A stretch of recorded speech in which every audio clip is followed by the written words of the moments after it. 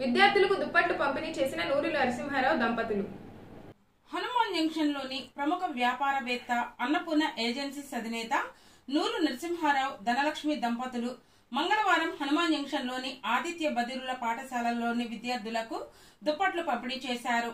అలాగే పాఠశాలలోని విద్యార్థులందరికీ విందు భోజనం ఏర్పాట్లు చేశారు.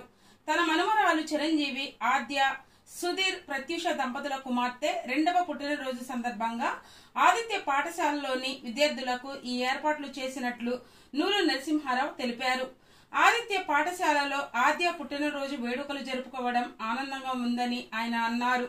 ఈ కార్యక్రమంలో సుజిని, ఆదిత్య ప్రిన్సిపాల్ ఆకుల వెంకటరమణ, ఉపాధ్యాయులు, సిబ్బంది పాల్గొన్నారు.